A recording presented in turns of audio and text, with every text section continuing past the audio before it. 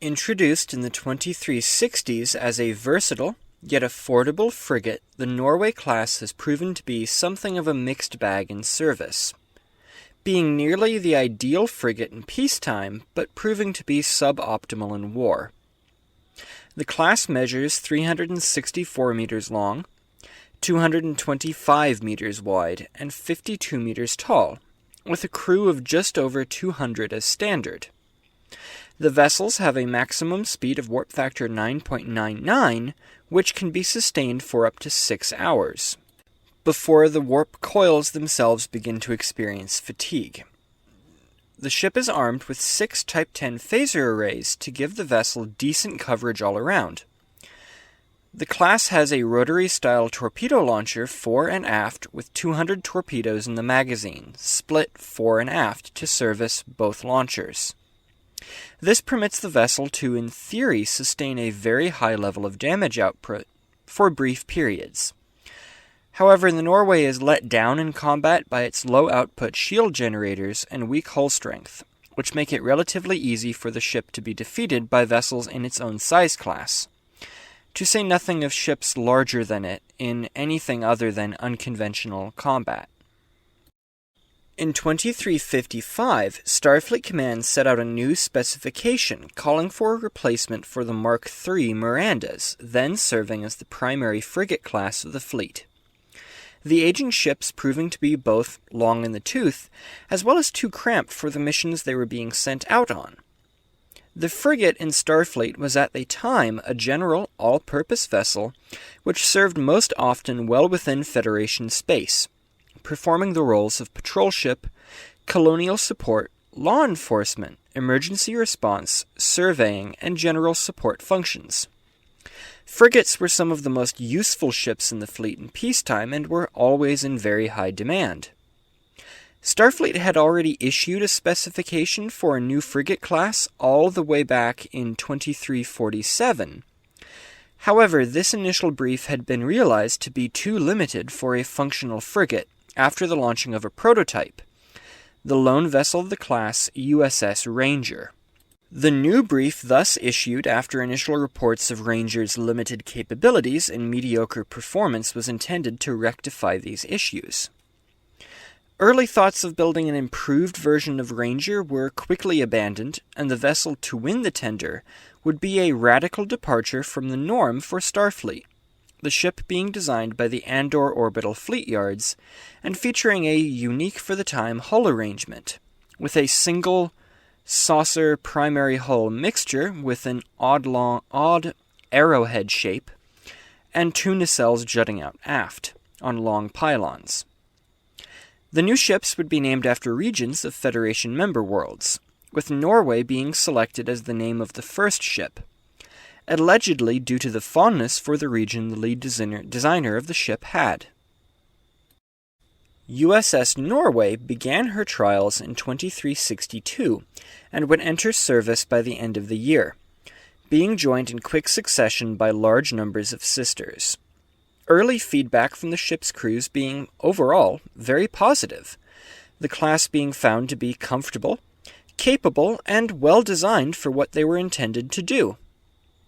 The ship's looks were especially praised, with Norway being the first Starfleet ship to introduce a saucer section which is, well, not a saucer shape. And experience gained from these ships would go on to influence future ship classes which would also have uniquely shaped saucer sections.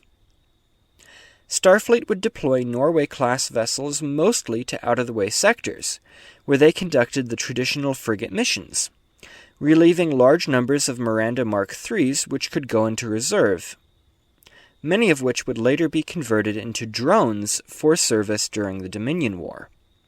As tensions increased in the galaxy following the disastrous first contact with the Borg Collective and Dominion within a few years of one another, Starfleet would dramatically increase its annual production of starships of all classes. Due to the Norway's role as a frigate, production of the class was cut back as tensions continued to build, in favor of larger numbers of the new and more combat-focused Sabre and Steam Runner classes. production of the Nova-class survey vessel being cut at the same time for mostly the same reasons. Though respectable production numbers would continue, as the class was expected to act as a convoy escort and general patrol ship in wartime. With the outbreak of the Dominion War in 2373, the Norway would find itself at war, quickly being used for convoys across Federation space, convoys which would take horrific losses in the early war, thanks to the near invulnerability enjoyed by Jem'Hadar attack ships in these early days. In combat from the first shots of the war until the final bloody body blows slugged out in the skies over Cardassia, the Norway class would take major losses unsurprisingly. Its weapons fit during the war being found to be less than sufficient, even after counters to Dominion weaponry were developed.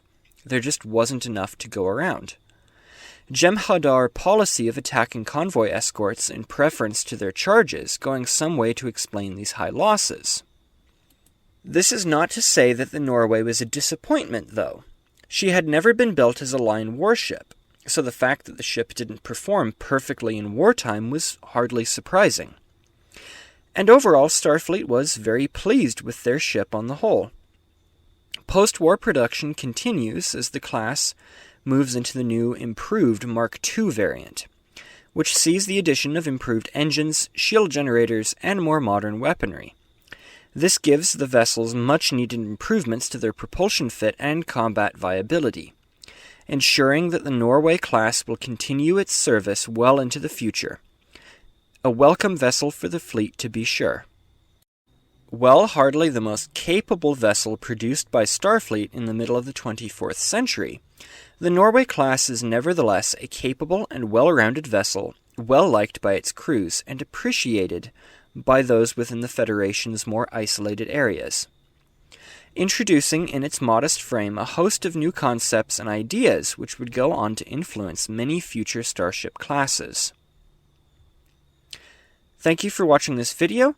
If you enjoyed it, feel free to give this video that you enjoyed a like, leave a comment about what you think of the Norway, what your kind of favorite small Starfleet ship from the sort of TNG era, DS9 era is.